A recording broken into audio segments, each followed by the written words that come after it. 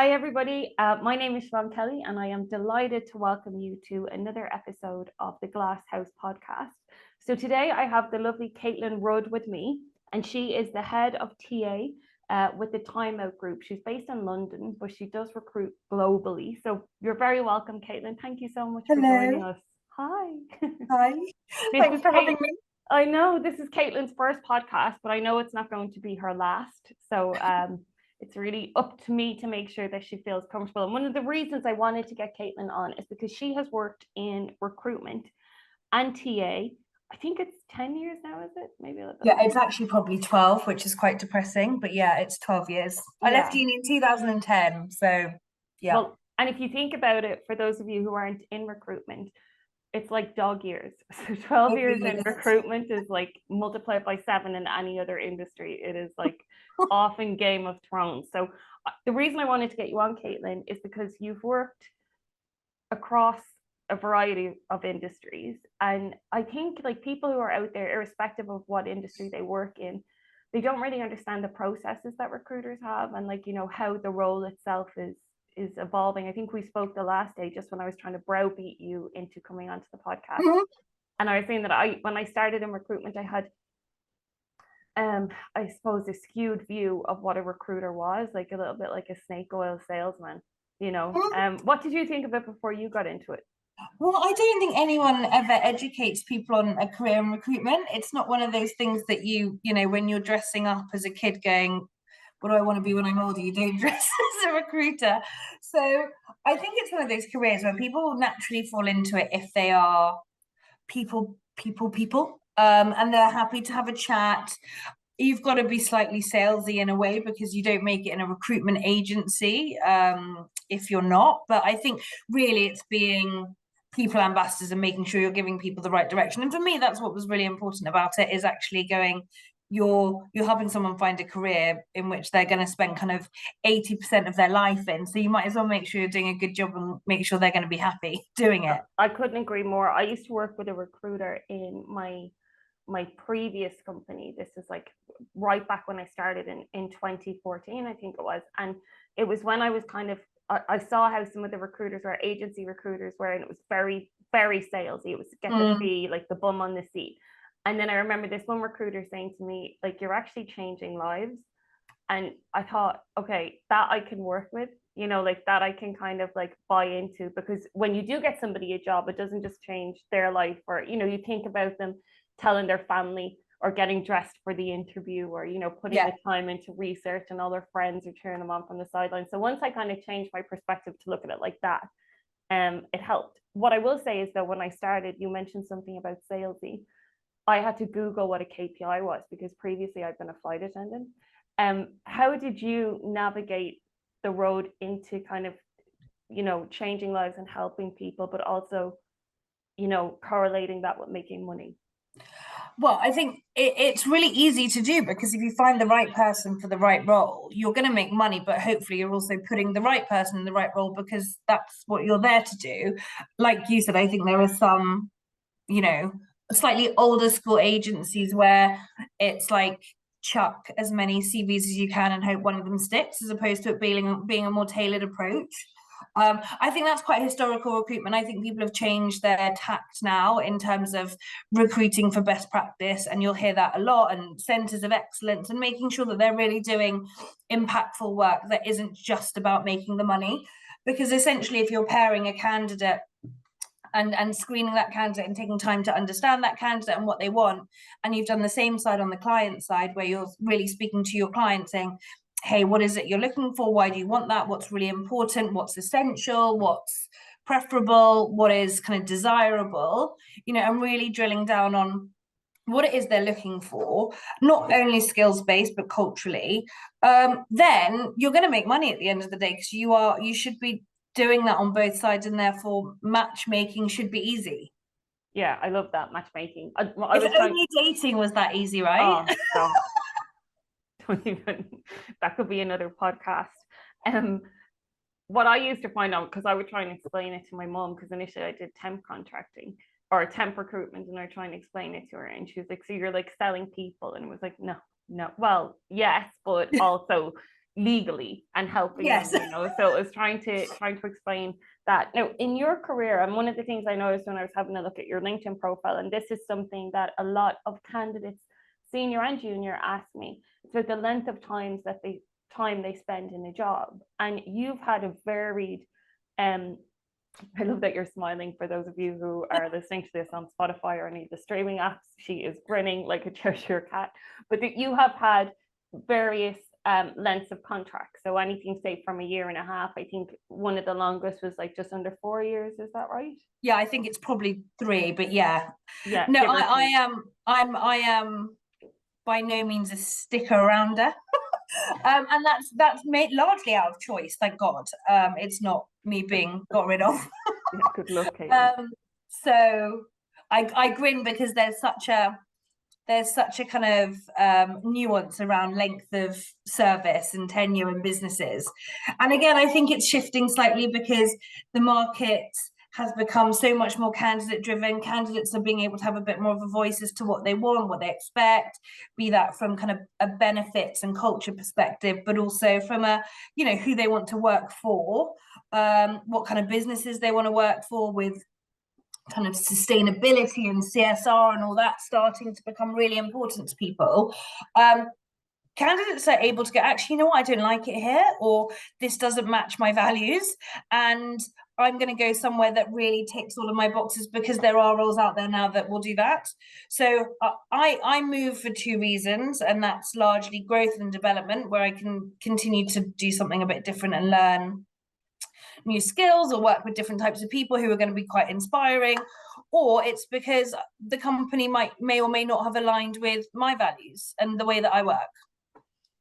Well, you were ahead of the curve in relation to that, and I wish that I had done that. Now, what I will say, and I think there's a lot that people can learn from that, and a lot that employers can learn, because in your LinkedIn headline, one of the words that standed out to me, because English, like, I just can't speak. I haven't finished my first coffee.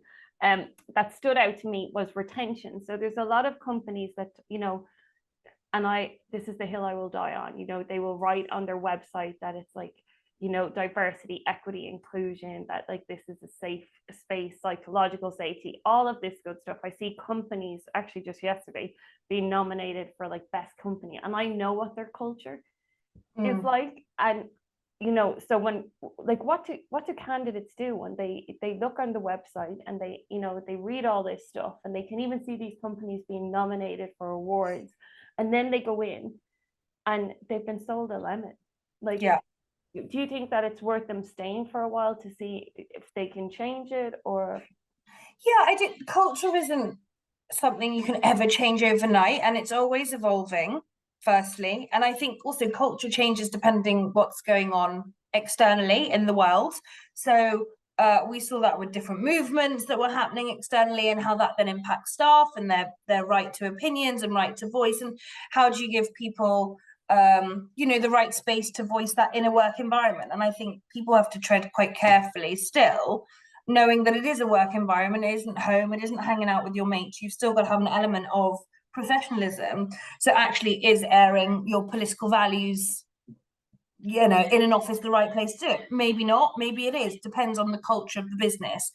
And again, that goes back to, how does it sit with you from a comfortability perspective in terms of your own values? So I think it's an interesting one, because culture, as I said, culture isn't ever going to change overnight. It's always a work in progress. There's always things that you can look at, adapt, readapt, reinvigorate. A lot of companies use websites and blurbs as slight tick box exercises, because they know what candidates are looking for. Yeah, we value, DE&I. Yes, we look for candidates from different backgrounds. Yes, we're willing to do this and this and this. And actually, my thing is to just, when you get to a final stage interview, actually drill them on what that means. What are they doing? Because it's very easy to say all this stuff, and most companies are saying it. And I say stuff, but it's important stuff. But actually, unless you're really drilling into what they're doing around it, do they have employee networks where they're supporting different types of candidates and culture? Do they have partnerships externally with D&I networks, so they really are making a conscious effort to partner. What are they doing from a recruitment perspective to make sure that your process is as fair and equal as possible, regardless if you have a disability, be that mental or physical? So I think you can pick up on all of these things through an interview process, but if you're not getting what you want and you want to triple check that they're gonna, as I said, match kind of your core values and that they are what they say on the tin, I think as an interviewer, I like being asked what we're doing, because I think, hey, they're taking a real interest in us as a business. Yeah, no, I completely agree. I also think though as well that, I mean, like, something to keep in mind is when you are having an interview process with a company, that you can go onto LinkedIn and have a look at their current staff and see, like, how it's broken up. Also, if people have been promoted in the roles that they're in, so what like their growth plans are. And I remember speaking to an EA a few weeks ago, and with an executive assistant, for example, like, it's one of those roles where the person that they're supporting really has a direct effect on how successful they're going to be in their job, just purely because of a communication, Of course, yeah. So if they don't tell them what they need to do, then the EA is like, their arms are tied behind their back. But I was saying, I think it was at the forum that we did, and I was saying, like, you can ask questions like, is this a new role? What were the touch points between, and the faces, and these are like senior executive assistants, like 50, 60, 70K per year, and they're like, can you ask that? And it's like, yes, you have. I know to. Everyone's so polite, and I get it, but also, like, you want to, like, how long has the role been open for? Why haven't you found the right candidate? What haven't people had that you're really looking for? I'm a huge ambassador of the more questions people ask, the more interested they're in, but also the more honest a conversation you're going to have. Yeah, no, 100%. And is there anything, like, any lessons that you've learned in the roles that you've had? Because it's great for people who are listening to this to know that, like, not only are you entitled to ask a question, you really should, because it is your life at the end of the day. So to, I suppose, avoid kind of going in somewhere and then leaving, it's the 6 months that you might spend somewhere where it's not a cultural fit. It can start to give you burnout if it's not, if it's a little bit toxic for you. It doesn't mean it's a toxic place, but like, maybe it doesn't fit with your core values. That really, it's imperative that they ask those questions in it. But is there anything else that you've kind of learned over your 12 years of experience in recruitment that you think would be useful for people to hear in relation to kind of like backing yourself or leadership lessons? I think we've touched on it, but I think that communication piece and not being insular when something's going wrong. And I think we're always really quick to blame ourselves if something isn't going right or we're feeling overwhelmed. And I still get that now. I'm like, oh God, there's too much going on. I don't know who to speak to, because I don't want it to make me look like I don't know what I'm doing, or I haven't been prepared, or I haven't kind of pre-forecast that this is going to happen. And so and it's probably more recently than not that I've started going, actually, it's okay to put my hands up and go, guys, I'm really struggling here. Like, I could do with some more support from leadership, or I could do with some more support from a team, or actually I need to rope in more people to get this done. Whereas before, I think we really, as you said, you kind of burn out, you start getting more and more stressed, more and more anxious. And people kind of just think that that's normal. And also no one else around you knows it's going on, because it really is in your head. So for me, I've definitely become, I guess, slightly more mature in my approach to going, I reckon my CEO feels like this some days. I reckon my boss feels like this some days. I reckon an account exec feels like this some days, and everyone's on the same page. So actually, just by saying, hey, actually, not okay today, I'm really, really struggling, I feel a bit lost, what should I do? Or could you give me some direction, as opposed to a solution? Because we know they don't say, don't come to us with a problem, come to us with a solution. And actually, sometimes you do have a problem and go, can you just help me work through, can we talk through this? Yeah, you just want to bounce it off somebody else. Yeah, and a lot of time, I think it's very easy to get stressed and not be able to see the wood through the trees. But I think over time, you learn that actually everyone at every level in any business gets to the point where, like, I'm stuck and I need support. I've spoken to a lot of people for this podcast, and one of the main things, like, I mean, people who are leaders in their field like you, and one of the common strengths that I've seen, or common traits, I would say, that they all seem to share is vulnerability. That they're not, these are like leaders, like, they may not have the CEO title, but they get the buy-in from the people around them, and people follow them because they respect their decision-making process and things like that. And I think it's becoming less and less now because of like the aftermath of COVID and things like that. At the start of COVID, I used to see hashtags like business as usual, and I was nearly pulling my hair out because it's like, it's not. Like, we're watching the news, it's 800, 900 people dying a day. Like, in another country, please stop saying business as usual. Like, people were having, this was after the sourdough thing where everybody thought we would just be home for a couple of weeks. But one of the things that I thought, and what I found even with people engaging with me on LinkedIn or clients, is like, when I was saying that I was finding it challenging and I was finding it isolating, and even starting a business, that it didn't feel like, I really didn't know what I was doing day in, day out, that more people reached out to me. Like, and the fact that you've said that, I think is a standout thing. Has there been any great leaders in your life that, like, I suppose, displayed a trait? It could be including vulnerability, or is there another trait you would associate with leadership that you've witnessed? Yeah, and I've worked for a real range of people, and men, women in HR, and I think that's really interesting in itself, because they have very, very different styles of leading.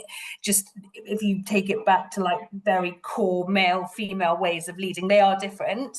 But I think that the key thing that they've all had, that I think has made doing my job easy and been able to progress, is transparency. And I think vulnerability and transparency go hand in hand, because it's just essentially being as honest as you can be. And again, it doesn't have to just be about work stuff. This can be about stuff that's going on at home that is going to impact your work. You're seeing more and more policies in business around the menopause, miscarriages, and this is stuff that was never really spoken about until probably the past 5 years. I reckon my first policy that I ever saw that was to do with menopause or miscarriages in work, surrounding women's health, was probably about 5 years ago. And if you think about what those things are and do to people, you are never going to go into work and be the same person the next day. Like, because it changes your mentality, it changes your anxiety levels, it changes your stress levels, your distraction.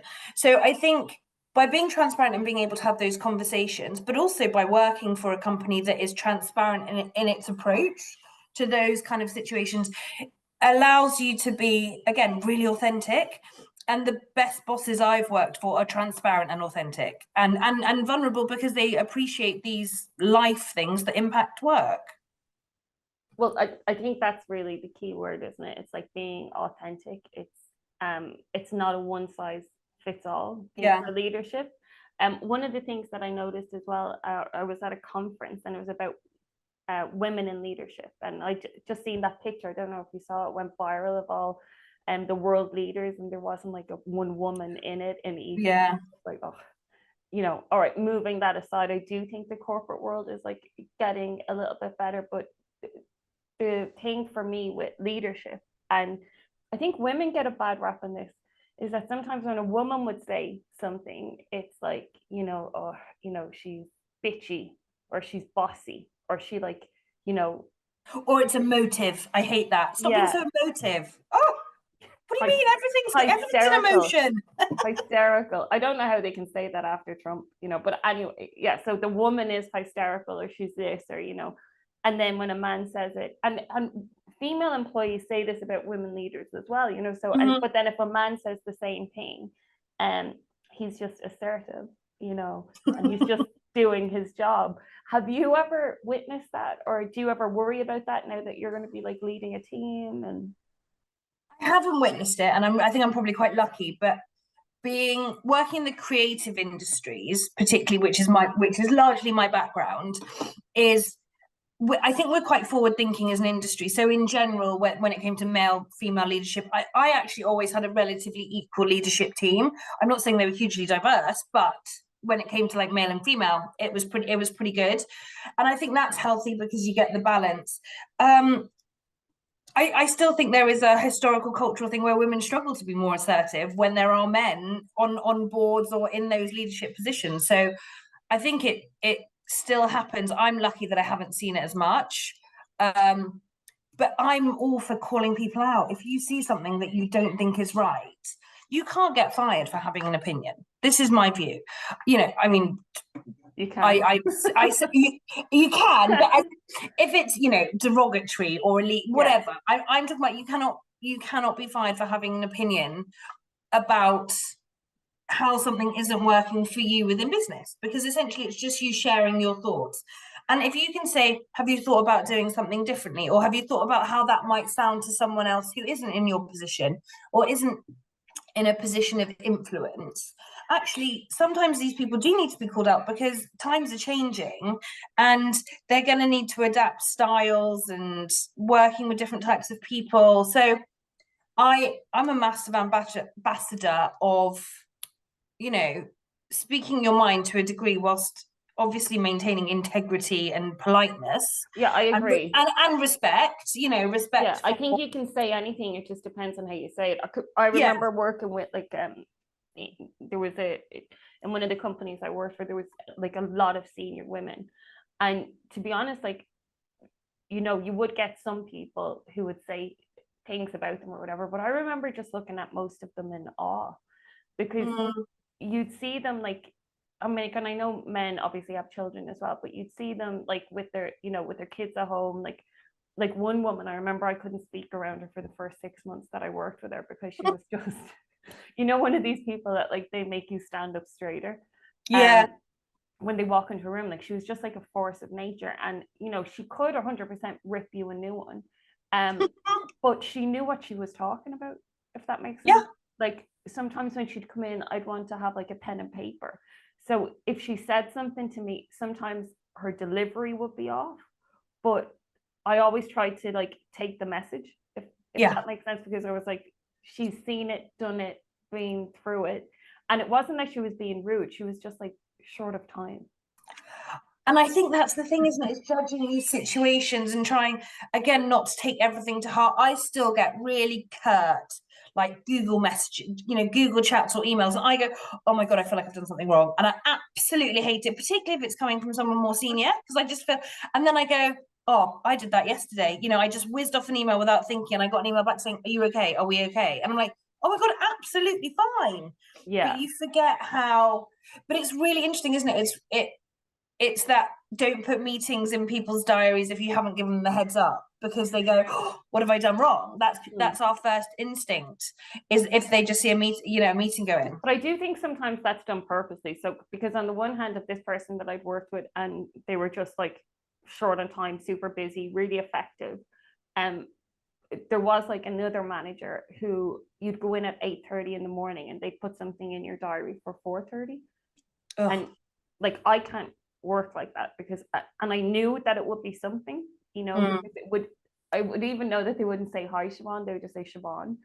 I'm like, oh yeah, dear Lord, you know. And then there was a difference between somebody trying to coach you but doing it in a really direct manner, or like, you know, give you a lesson, than someone who is like scrutinizing what you're doing. Because I've found with some managers, are the most effective leaders, they tell you how they do a thing, so if they're training you, but then they let you put your own spin on it, where there was like a couple of managers in there, they wanted you to be a carbon copy of them. And I don't think that that's, like, I'd love your opinion on it, I don't think that's growth leadership, I think that's just management, and there's a difference between it. It goes back to all that weird kind of, you know, unconscious bias training that people are doing, where people tend to hire and train people like they themselves were trained, and how they react to certain situations. And we know that that is never going to create creativity or you know, different thinking and building business, because that's not diversity of thought. So you've got to be really, again, it's like the self-awareness and this thoughtfulness that's really come into practice, I think, as a recruiter, as a a leader, is what are we doing to ensure that we're giving everyone the best opportunity to be their best selves? And I hate that phrase because it sounds so wanky, but you know what I mean? Like, you can't hire everyone who looks, sounds, has the same background, is going to train the same way that you train, whatever it may be related to, because you're never going to have anyone that challenges you or makes you think differently or makes you think, oh, we could have done that so differently and more efficiently. So I try really hard to implement, as many kind of bias defeating assessments and tools into everything that I do, whether that's like structured interviews, whether that's blind CVs, which everyone says they do, but do they actually do it? Because it's really hard to do. So again, these are questions that I would ask people if you're interested in business and how they run it. But did I just go really off topic? No. Okay. No, you're completely still on topic. But you did bring up another interesting point in relation to bias, and I've seen it in a lot of companies. I won't name the company, but I worked a role for this client, and they're no longer a client, but I worked a role for this client, and I'm not even going to say the industry that they're in, okay, but it was just like a nice mid-level administrative role, okay, so filled it, and then 4 months later it didn't work out. So normally the rebate period would be 3 months, but I'd always, like, I'm not like, one and done, so I'd be very much like, I want to partner with the client. So I was like, okay, let's look at what didn't work and I'll refill it, right? So I'm not going to rebill you. So it was a small enough company. And then Did they find out they had tattoos? Can you imagine? I know, look, the recruiter would be sacked. But I sent them other candidates, right? Highly skilled candidates. And it was, well, they didn't want somebody with an accent, and they didn't want this. And when I sent them one person, the question was, well, where are they from? What do they sound like? And I just thought, you know what? I can't, in good conscience, send a candidate to work there. Yeah. So what I'm going to do is I'm going to take a hit on the fee. I'm going to give you like a little bit of a refund, and then go forth and fill the role with people who look exactly like you. Like, I think at one stage the person said to me, if you can get somebody maybe who's just from the area, and it's quite an affluent area, and who has no experience, like maybe their parents work around here, and I'm like, so like, even though I'm giving you these skilled people, and this and that, and that's in 2022 in Ireland, and on this website it's like diversity, equity, inclusion. Yeah. It still happens everywhere. It drives me nuts. And also I think it puts anyone in HR or recruitment in really difficult situations, because as you said, like, if you're in-house like me, then there are certain businesses that I've worked for where hiring managers have requested certain things. Yeah. Like, there are no two ways about it.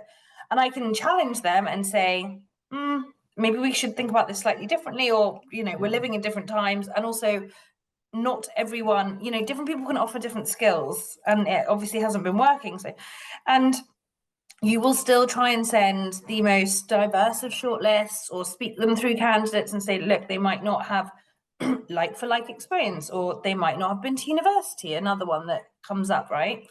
And they will still go with the CVs that they think mirror their own experience, or probably mirror other people in the team, because it feels safe. And I think people they don't want to take risk, and that comes down to, one, being really busy, two, having pressure from your boss. But it's just so boring. You're just going to end up working for companies that look like they just hire little robots. No, 100%. And look, I'm glad. I think it's important as well to address that, because I did see on LinkedIn, well, I'm always getting into Twitter fights or LinkedIn fights or something like that, because I just can't keep my big mouth shut. But there was a hiring manager, I won't shame him either, but he was giving out about the use of pronouns. And you know, why are we using them? And he said if he saw anybody, and this is like a North American company, if he saw anybody applying who have pronouns on their LinkedIn, they would automatically be disqualified. And I think it's important as well to remember that, like, we are, you know, for a lot of the times, whether it's an agency recruiter or an in-house recruiter, we can be the block to a diverse number of candidates getting an opportunity to get the job. So it may be that the client, like, you know, the final client isn't biased or things like that, but the recruiter might be, you know. And who's screening those people? You know, who's screening those? It's sadly probably slightly older school leadership teams who don't even consider that. You know, it's like you have to go and find these candidates where they are. And on one of the LinkedIn posts I'm doing today, I think out of the like 9 placements I've made, say for where are we now? September, October, like only 2 of the candidates had a degree. Like only 4 of them, their first language was English. Like, but that was still fees for me. You know, they were still 2 of my strongest months. So it's like for recruiters, like, not thinking about color, think about, if you want to be, think about the green, think about the money. But these people are like top of their game, you know, just diversify the group that you're trying to attract. Exactly. It's and it's going to take time to change people's mentality, I think, particularly when you've still got the kind of, you know, 60s 70s born people in leadership roles.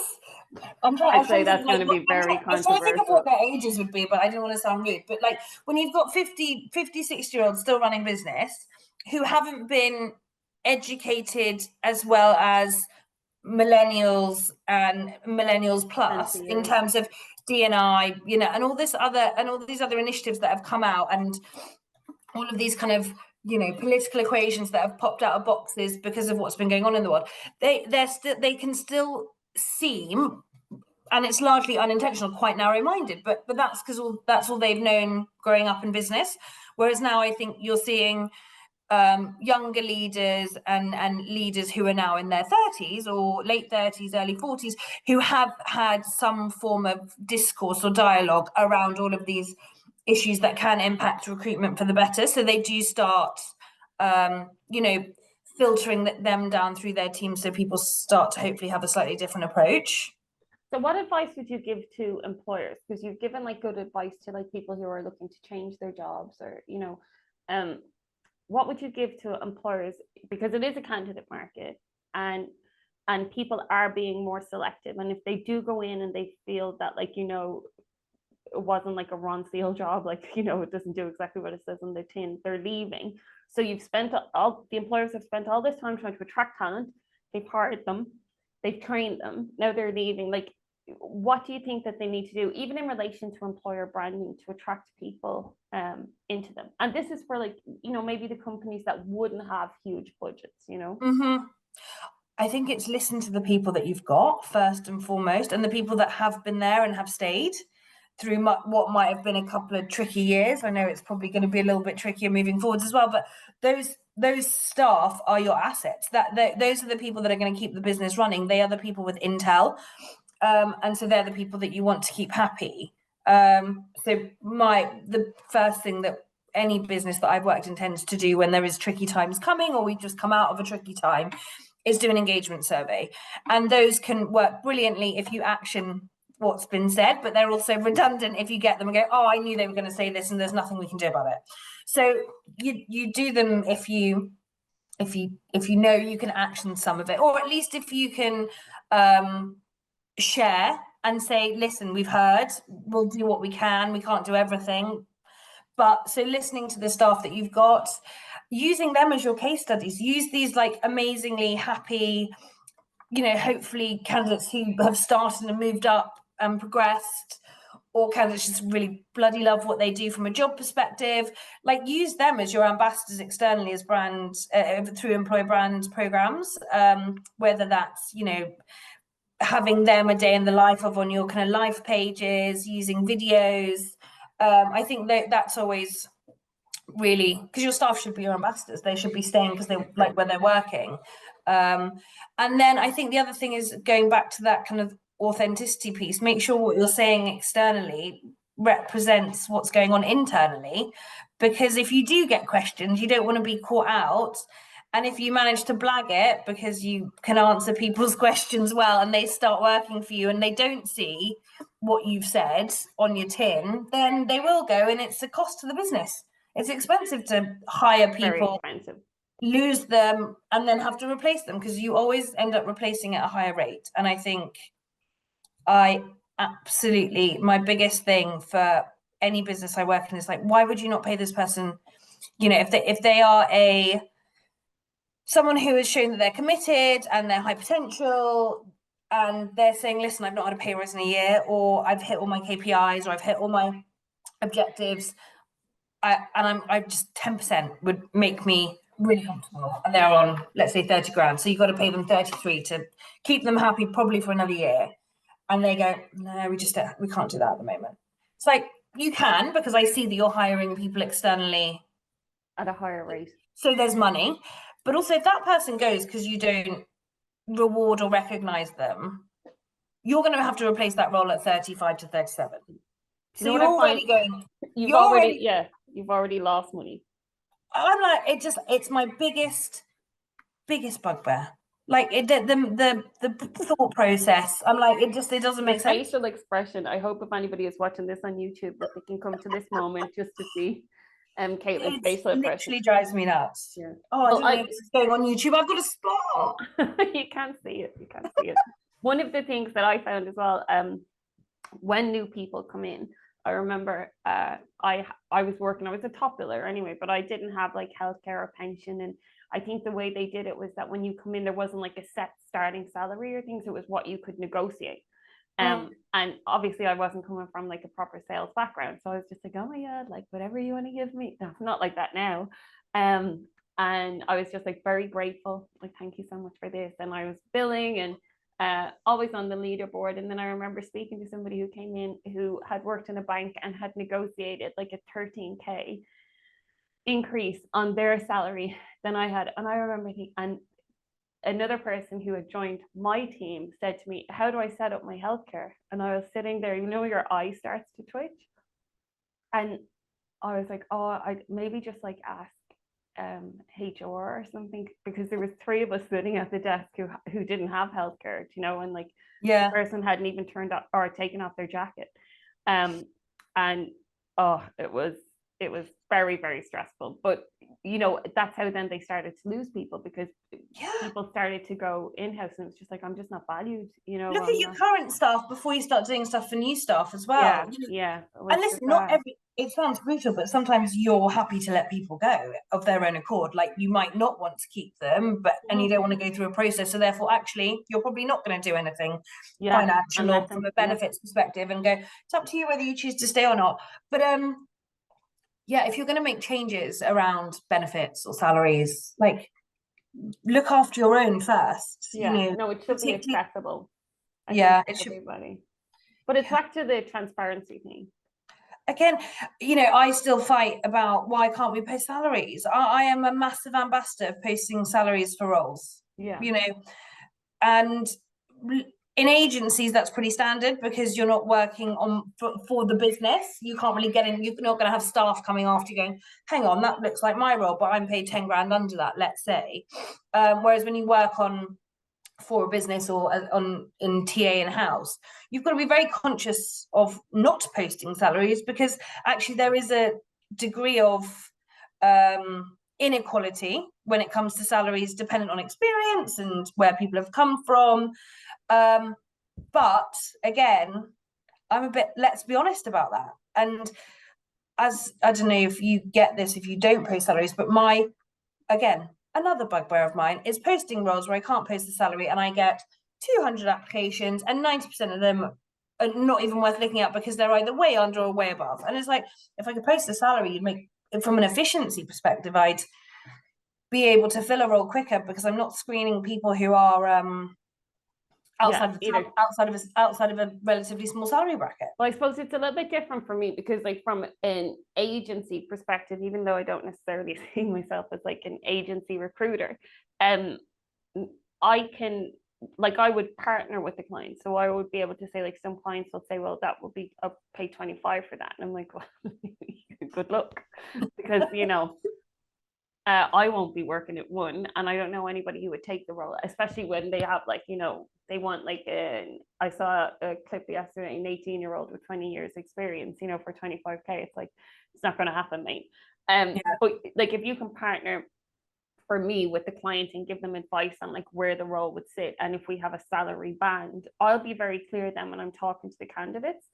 I can say, like, say circa 55. Or somebody said to me about a marketing role recently that she would look at 45, but I was like, no, you're too underpaid in your current role, so I'd recommend you be more 52 to to fit in. So I think I'd have a little bit more leeway than you necessarily would. Yeah. And it actually ends up being easier sometimes for me working in HR, working with agencies on roles, because I know their candidates are probably going to be screened and filtered before me having to go through a huge pipeline. So yeah, it's an interesting one, but it goes again, it's that transparency piece. How transparent can you be to make sure? And it's really difficult. Like, it makes it sound like I'm being really like, oh, people need to fix everything. But actually, when there's all the internal bits and moving pieces, and that's financial, that's profit, that's revenues, that's overheads. Like, when you think of all the costs associated to running a business, you do understand why sometimes they just have to go, no, we can't do this at the moment, or we don't have that pot of money for this role. We've put it for that. And so it's assigned. Yeah, it's like a chess game. So certain people can see the whole board, whereas sometimes we're just looking at a small thing. What I will say, though, as well, in relation to, and I know a lot of candidates would say this to me, like, if I say that the salary is like 45 to 65, they're like, how?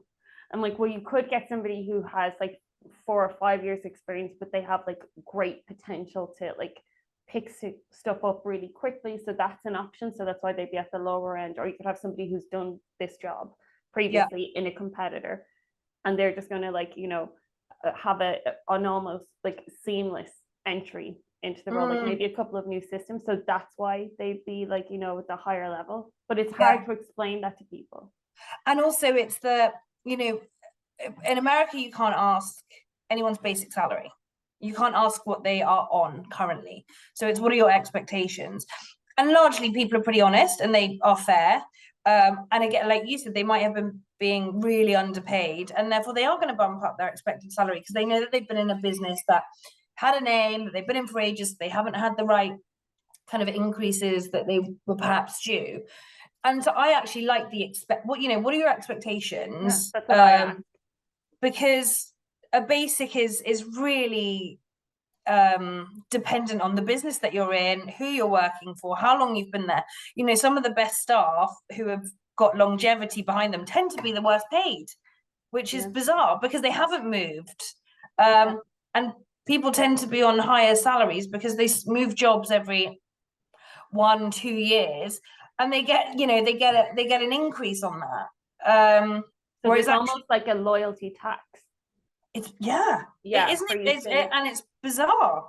Well, it should be the other way. It should be the other way around, but I suppose, if people don't ask, I always say this, I'm sure people are sick of it, like, a closed mouth won't get fed. So if you're going to sit there and say, oh, well, I don't want to rock the boat, or I'm not ready to move, then it's not going to happen for you. I will say I don't ask people what they're on. I'm like, if they want to tell me and I can give them a benchmark of whether that's like a good salary or they're just being robbed, I'll say, you can tell me, but what are you looking for? And sometimes this is a bugbear for me, and I don't mean this in a bad way towards candidates, but I'd like to know your thoughts on this. I'd say, what are you looking for? And it's like, well, I don't know, like, like, what are they offering? And I'm like, well, before you even go on the call, and a tip that I give people is, like, what does it cost you to live? Like, what is your rent every month, your mortgage, your kids' school, do you want to go to the cinema? What does that cost? Like, what's your shopping per week? How much will it cost you to go on a holiday? Do you want to have savings? So that's how you get what it costs you just to, like, be a human being on this planet with a roof over your head and food in your belly. And when you have that, then if you need to have, like, take in your taxes or this, that, and then your skills, or whether, you've studied, you have previous experience, that's where you'll get your baseline. Like, a recruiter can give you can give you advice on it, but it depends on the type of life that you're leading as well, you know, and Yeah. what your outgoings are. So it's like, I can't tell you. I can tell you what the market will pay you, but like, you know. Yeah, and again, it's interesting because some people do go in with a really clear kind of bottom line. Like, there's no point showing me roles, you know, that are under 50 grand, you know, and fine, good. At least you know what you need. Whether you're going to get that or not because your experience is right, who knows? But I do think even like junior candidates still find salary conversations really awkward and negotiations really awkward, and particularly if it's an amazing opportunity for a brand that they really want to work for or someone that they really want to work with. Sometimes there's flex on that as well. So whilst they might be looking for 30 but they're given an opportunity at 27, they're going to actually, that experience is going to be so much more valuable than that additional 3k. I can buy one less bottle of wine a week and be, you know, earning the same. So I think it's one of those funny ones where you might always go in with an idea of what you want, but when you look at the bigger picture of what it's going to give you, who you're going to be working with, where it's going to get you in terms of your, you know, potential career path, you then you make adjustments based on what's going to be right for you. Well, everybody's, and this is the thing about like what it is for you personally, to like what it costs you. So it's like people's motivators change, you know, like if you're, you know, mid-career and you want to change careers, so you're going to go to something different. Like, so say you've been an account executive and you want to go into recruitment, you may have to take a bit of a hit on your base to change over, but it's more of a sidestep. Or if you're just starting out, you know, and you, as you said, like you get a chance for experience in an industry that you want, then you're going to be like, okay, well, I'll take the, you know, 13 pounds per hour instead of the 15, because in 6 months I'll be this far ahead, you know, and you're playing like a different type of game. And maybe doing something you really want to do. So if you're going to make that career change, and I think that is, I do like some coaching and mentoring for people, and the biggest kind of issue that people come to me with is going, I'm really stuck in a rut. I've been doing this for X amount. That could be a year, it could be 10, and they don't know what they want to do next. And it always comes down to quality of life and salary. And whilst they may really want to go become a pop-up kitchen chef, for example, they know that that is, one, going to be pretty hard graft, and two, they're starting again from scratch with perhaps no hospitality experience, so they're going to have to start at the bottom of the food chain, but they genuinely want to do that, and this career isn't working anymore. So you ask all these kind of probing questions to what's important, what are you looking for, what is going to make you happy, and how are you going to be able to live your life based on doing what you're doing now versus what you might want to be doing in the future. And I think people, as you said, when they start talking through why, what, how, where, and all those questions you would ask, they start being able to make like more sensible decisions. Yeah. And I also think as well, in relation to the career coaching, it's like, you know, sometimes your next job is not going to be your dream job. I always look at it like booking, like, you know, like you know, if I was to say to you, like, what's your ideal holiday destination? So what you do first is you research where you want to get to. And it's the same with choosing the ideal job. And then if you're booking a holiday, you also have to book the airport you're leaving from. So I correlate that with like where you are exactly. And then you do a gap analysis. So it's like, what am I missing in skills, education, industry? And it's like, okay, I can't jump from here to there, like, you know, straight away, but what's the next best step, you know? So do I take a contract, you know, and maybe do it for 6 months with a slightly lower salary, but it gets me closer to the industry that I need to be in? And you break it down like that. And if you don't look at the huge jump of where you are now, so say like me, and then I wanted to open a pop-up kitchen, I would be like, what step is going to get me a little bit closer to that? Maybe it could be recruiting and hospitality. Yeah, exactly. You know, and then I get more of an understanding of it that way. But I always find like for people, it's like, if you want to enough, you will. I know it, but also it's that not having that mind space, and that, you know, if you're in a full-time job and you're thinking about potentially doing something else, actually having the space to process it is really difficult, because 9 to 5 or 9 to 6 or whatever, you're kind of still trying to keep everything ticking over and, you know, being efficient and doing a good job at the business you're in, you then leave and go, oh God, but I don't really want to be doing this. And then you get home, you're tired and you want to go see friends. So it's a tricky one when people are in that shifting pattern. Yeah. But what I would say, what I've found is that, like, don't, I mean, someone said to me, don't let perfect get in the way of good. And then also, I do training with these students, like they've come to Ireland, they're clients actually, and they are looking for work. They do like get, you know, work ready, and they could have been like, some of them are asylum seekers and they've gotten their visa to work and things like that.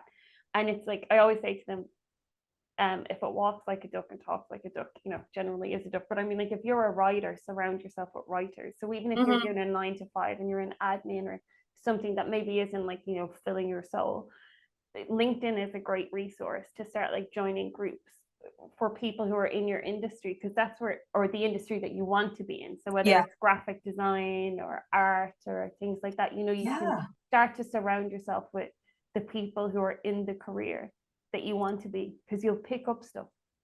And also you'll figure out if it's right or not. If you start having conversations with people, the amount of times that I really want to do this and then they do it, they go, oh, this is what I thought it was going to be like. That was like me with sports journalism. I want to go back.